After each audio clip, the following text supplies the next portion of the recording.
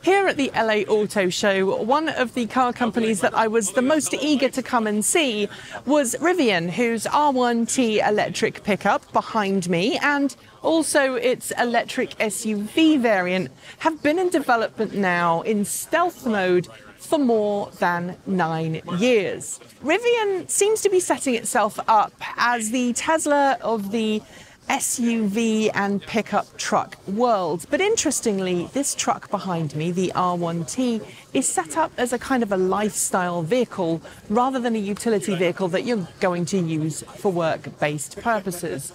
As you'll see from the advertising material that the R1T has been launched with, Rivian are going after those who enjoy outdoor sports, whether it be surfing, rock climbing, power kiting, or anything in between. The Rivian R1T is being marketed as a lifestyle vehicle, and as you'll see from the material that came with the vehicle at its launch, it's being targeted towards outdoorsy types. You know, people who've got enough disposable income to afford the $70,000+ price tag for this vehicle, but do things like surfing, rock climbing, power kiting, you name it, the Rivian R1T is for you. So maybe that's why this vehicle has 110-volt power sockets in the rear of the pickup bed. For example, you could, after a day's surfing at the beach, set up a barbecue, plug your wetsuit dryer into the back of this,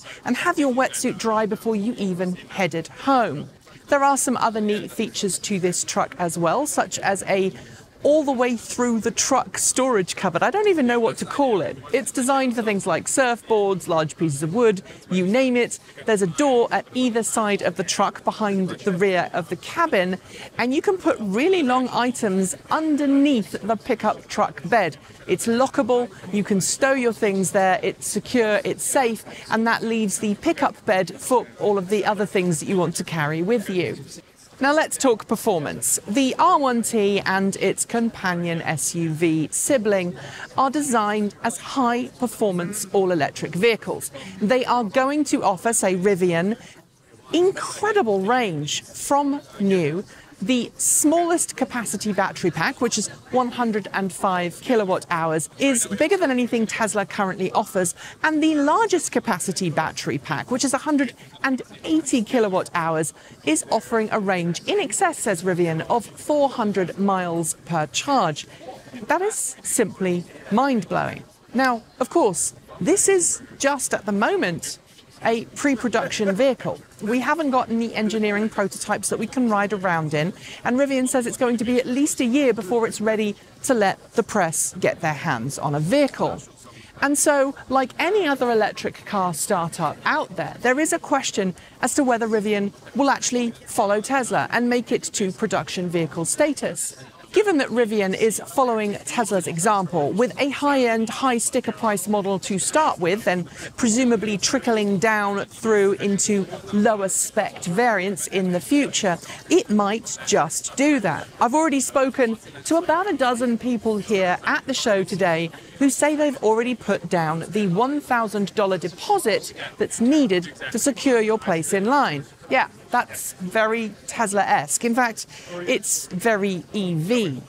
But what does disappoint me slightly about this truck is that Rivian, for now, says it doesn't have any plans immediately, and I stress the word immediately, to produce a utility version of this vehicle. I know many of you watching this channel have asked me if there's going to be a stripped-down version with the high-power battery pack, the high-power electric motors. Let's not forget that's 125 kilowatts per wheel, with the highest spec 180 kilowatt-hour battery pack variant offering 14,000 newton meters of torque combined. That's an incredible amount of torque, and to the point that I actually had to ask Rivian if they were joking or if there was a mistake, and they said no.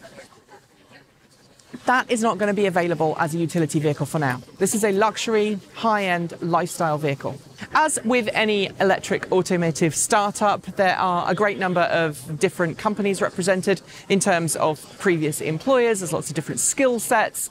What's particularly interesting about Rivian is the way that the company is set up.